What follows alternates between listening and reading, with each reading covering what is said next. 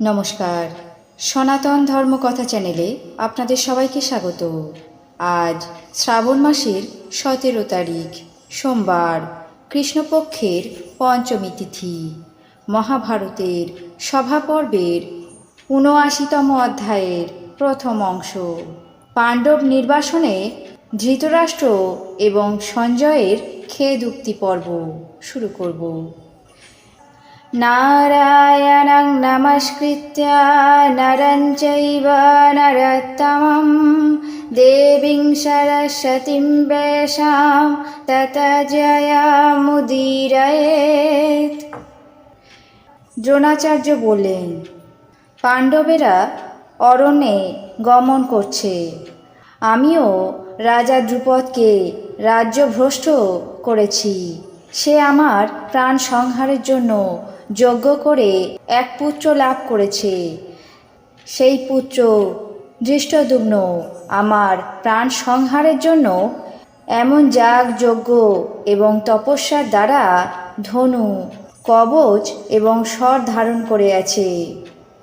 তারই ভগিনী দ্রৌপদী, সেই দেবদত্ত ধৃষ্টদ্যুম্ন পাণ্ডবদের শ্যালক। তিনি তাদের মঙ্গল কামনার জন্য অবস্থান করছেন। ধৃষ্টদ্যুম্ন দ্রোণের মৃত্যুস্বরূপ, এই কথা বিশেষভাবে পরিচিত আছে। দ্রুপদ পুত্র আমার বধের জন্য জন্মগ্রহণ করেছে, তা অনেকেই শুনেছে। এখন তার বৈরী নির্যাতনের উত্তম অবসর উপস্থিত হয়েছে।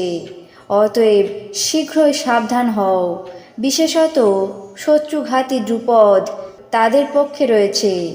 হে কৌরবগণ, যে অর্জুন রথী এবং মহারথী গণনার সময় অগ্রগণ্য হয়ে থাকে, যে আমার নিতান্ত প্রিয় পাত্র, তার সঙ্গে যুদ্ধ করার থেকে পৃথিবীর মধ্যে আর দুঃখের বিষয় কি আছে?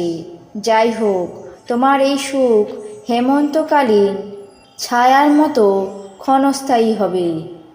অতএব তুমি এখনই প্রধান যজ্ঞের অনুষ্ঠান করো, ভোগ করো, দান করো। 13 বৎসর কেটে গেলে তোমাকে বিপন্ন হতে হবে।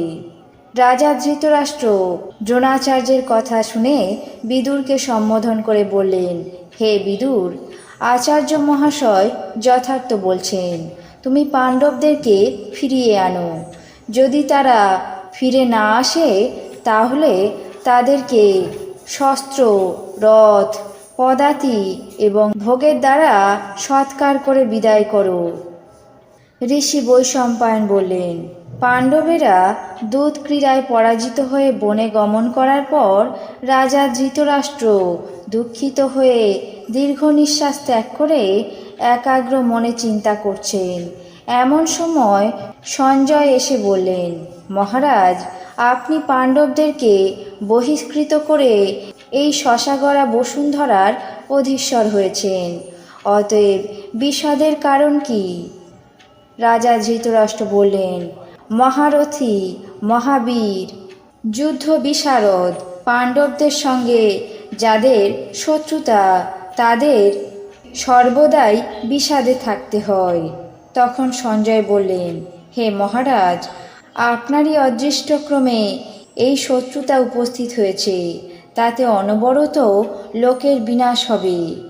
যখন আপনার পুত্র দুর্যোধন পাণ্ডব সহ ধর্মিণী দ্রৌপদীকে সভার মধ্যে আনার পরামর্শ দিল, মহাত্মা ভীষ্ম, দ্রোণ এবং বিদুর যাকে বারবার নিষেধ করেছিলেন, দুরাত্মা দুর্যোধন তাদের কথায় কোনো কর্ণপাত না করে পাঞ্চালীকে নিয়ে আসার আদেশ দেয় প্রতিগামী সুতপুত্রকে।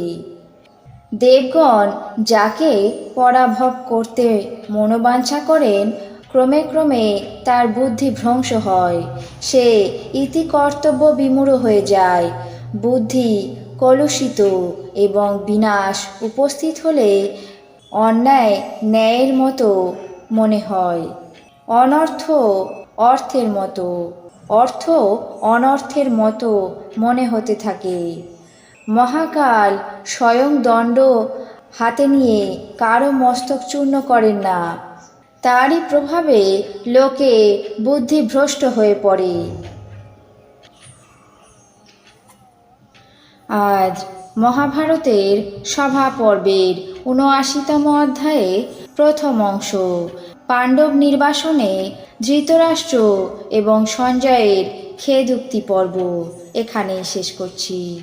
বাকি অংশ আগামী পর্বে পাঠ করে শোনাব। এখন জেনে নেব আজকের দিনের 12টি রাশির রাশিফল।